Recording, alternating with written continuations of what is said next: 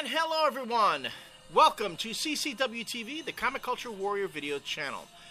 I am Elliot Serrano, and this is Jose Melendez coming to you from Dreamland Comics in Schaumburg, Illinois. Thank you for joining us here yet again for another series of discussions about comic books, comics culture, and the industry. If you've never watched the show before, I am a writer for comics and a columnist, and Jose here is a comic book vendor working in the industry for almost 17 years. 17 years. Yeah. So we're both folks who not only read comics for a long time, but we have different perspectives on the industry, working in it for a while. So, you know, we like to share our opinions, which are just that. Opinions. So, if there's something that you take issue with, you're always welcome to share your point of view on the Comic Culture Warrior. Respectfully share your point of view here on the comment boards here on the YouTube channel, or hop over to our blog, the CCW TV blog, where we have other conversations going on about other topics, as well as open forums and stuff like that. Because the comment section on YouTube really sucks now. Yeah, and not a lot of people are commenting anymore. And no. I stopped commenting on there too, because it's just that's a clusterfuck. It is. It's the comment. I'm sorry, they ruined it. They pretty much ruined it. It's hard to keep track of who's saying what. The layout's kind of blown things out of whack, and yes, I have noticed that people just don't care to really comment, because for our purposes, when people make comments on our videos, it's not like the old, well, that sucked and we didn't like it. People give some really thought-out arguments, pretty well-thought-out arguments, and right now the current format of YouTube is not supporting that. Yeah, so if you guys don't like that, starting with these series of videos, there's always a link to the blog up in that corner, I believe. Yeah, that corner, or down there if it's on the main page. Yeah. Or I might put a link right here. Like here, see it? Right there? Okay. And I'm going to start posting the individual videos as they go up on YouTube, also on the blog. So if you want to comment, just hit that little, link, and it'll take you to the blog, and then you can start posting on there, because it's a little... I don't like the posting. I wish that we can get more threads going on at one time, but it's a lot better than YouTube. Yeah. So if you were just sick of YouTube commenting and would like to still comment, go to the blog and start commenting on there, because I'm going to start posting every video up as a post. So. And the great thing about on the blog, you don't have a character limit as to what you want to exactly. Say, exactly. Good. All right, so what we like to do here from time to time, but along with the discussion, is just get into a little review. We do what we call reviews, but in actuality, it's just Jose and I giving our opinions. We're not trying to say that we are the end-all when it comes to these books. Of course, there are folks out there who have differing opinions, and I have learned we have the minority opinion for the most part when it comes to comics, as people who review our other books or look at our other reviews can tell. Yeah. But what was the event that concluded last week? 2 weeks ago. Or 2 weeks ago. Videos are really late. Yeah. Blackest Night. This was issue number 8, which I've had some conversations with some folks on the internet, on my Facebook page and via Twitter and all that. The conclusion of Blackest Night was, for being such a strong start and being such a highly, anticipated series, the conclusion left folks really wanting. And we saw this sort of thing happening even before we got to the end. Yeah, we were complaining about this 3 months ago. Yeah, that it looked like Blackest Night was kind of, we were calling it Secret Invasion-itis. There was a lot of, it seemed like there was wheel spinning going on. Things were happening, and by the time you got to the end, you didn't get the resolution you were hoping for.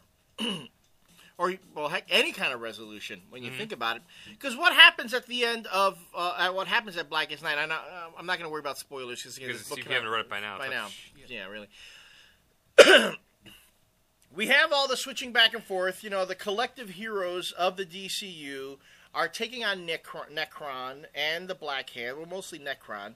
And we started off with Sinestro first taking on the entity of the White Lantern.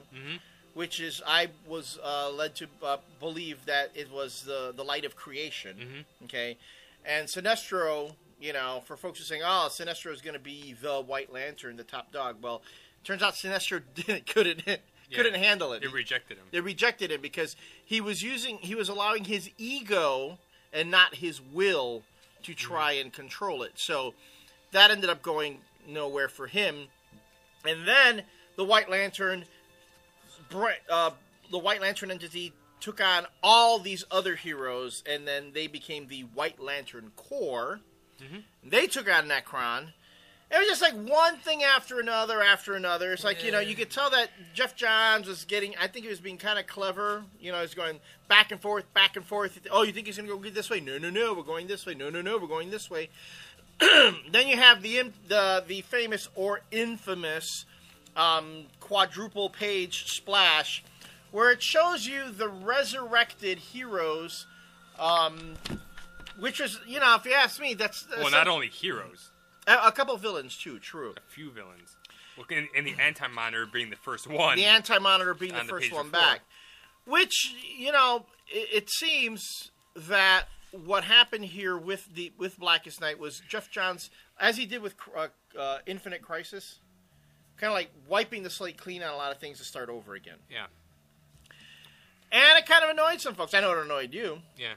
If anything, to me, what did it do? Okay, we brought back Aquaman. We brought back the Hawks, who were just killed at the beginning of the friggin' miniseries. No.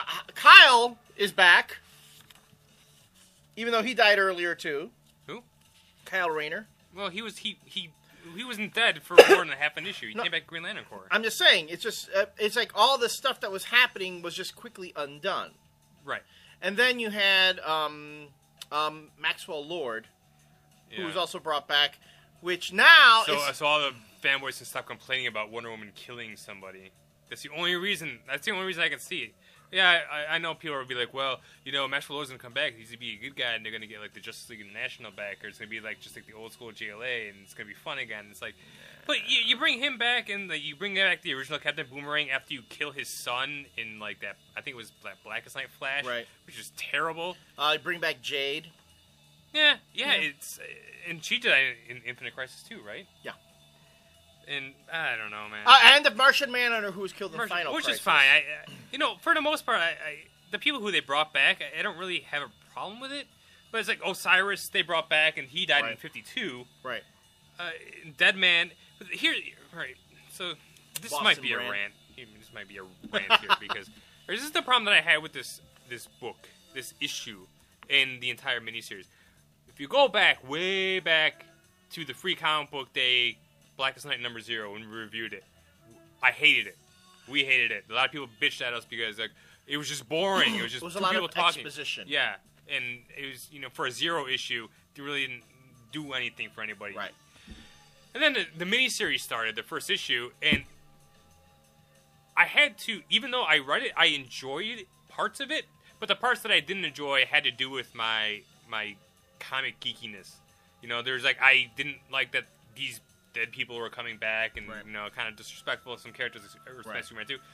But then I decided, all right, I'm just going to distance myself from that whole side, and I'm just going to enjoy it as like a summer blockbuster, like an event. And so for the rest, until about issue 5, I was doing just that, and I was enjoying it. There's a lot of action, a lot of character interaction going on. There's a lot of good stuff that Geoff Johns is doing. And then we got to about January, which was the skip month for Blackest Night, and then all those one-shots came out. Right. And then Green Lantern shipped twice that month, and then things just started slowing down, and the story didn't progress anywhere for like 2.5 months. Right. It was just the same stuff going on. So when I get to this, I'm like, all right, so I already heard that this was going to be an extra-sized issue, not only because of the splash page, but they had more story to tell. Right. And I think this thing clocked in at like 40 pages, which Right. is fine. And for the last issue, that's kind of what I want, because I want them to tie everything up. Nothing was resolved in this. Nothing was resolved in this. And the thing that irritated me the most was that Necron, completely useless as a villain. Completely useless. And I mentioned this on the blog. He's the one villain I can compare him to in recent pop culture is Nero. Nero, right. From Star Trek. Just Right. completely and utterly useless. The Black Hand was more of a villain than Necron. Right. Necron's supposed to be the big bad. He didn't do anything. Right. He was so unnecessary. Right. there were a lot of bits. I know that Johns was exploring a lot of thematic stuff. As I was reading this, mind you, if I, because I took a break from the whole Blackest Night thing in the middle there, and as I was reading it, I was kind of enjoying it because I could see what Johns was doing, and with the themes and the character moments, and the art was really no, and good. the art, yeah, Ivan Reese killed on this book. I mean, this from start to finish, and whoever fucking is coloring this series needs to be did an awesome job.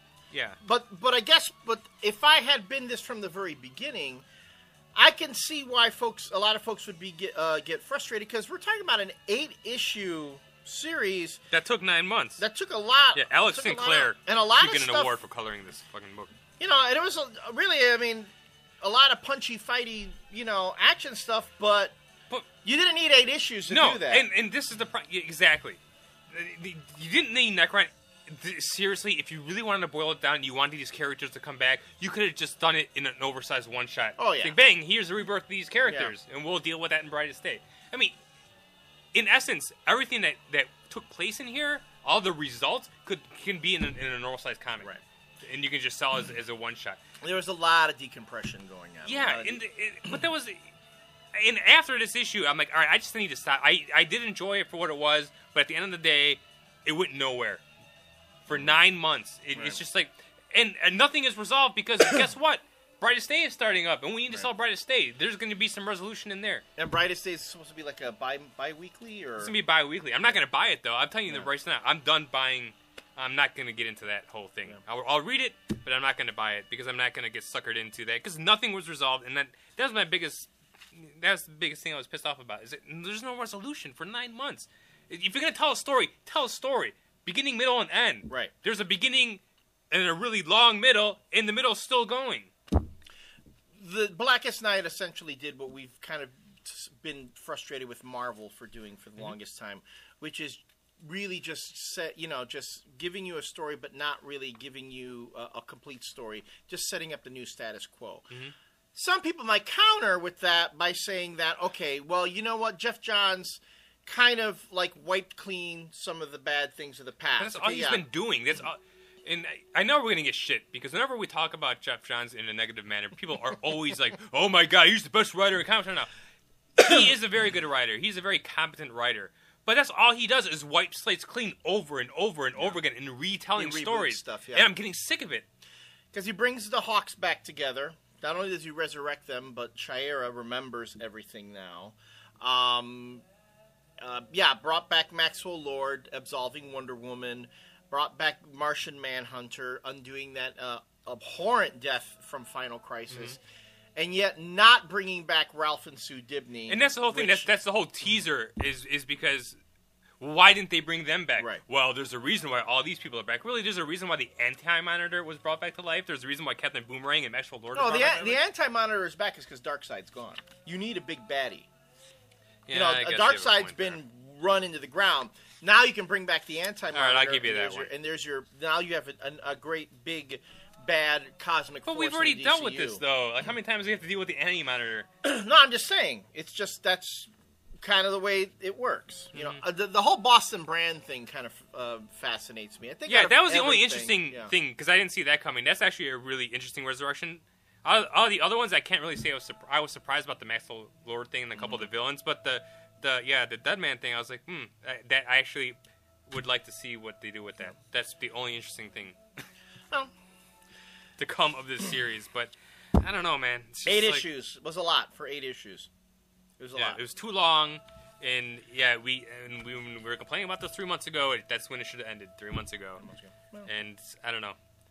But, props to all the artists who worked on this book. They delivered. Ivan Reese and like Alex Sinclair, the colorist, and all the inkers. The book was beautiful from start to finish, and I can't fault those guys for the bloated story. I gotta say, this is probably that splash page. Some of the most incredible stuff. I mean, if anything, I think Blackest Night kind of out-Crisis Infinite Crisis. I think it did too. Because you had just so much going on. And Ivan Reese has got a lot of splash pages now that he can sell. Yeah. Maybe he was pulling a Brian Hitch. No, this is always scheduled for 8 issues. So. No. But, you know, even on top of that, if that was the case, they gave us more pages in there, and DC didn't charge us extra money. So, which is there pretty you go. cool. Pretty cool. All right, so we'll close the book. So thus begins the year on CCW. We're going to just start ripping on Geoff Johns. And DC. DC is Fall of Geoff Johns, 2010. Watch it every week. Watch the fall here on CCW. And because the plot is to take him out so I can move in. Yeah. All right. When we come back, we have some more books to look at and some other reviews. So stick around, and we'll see you then.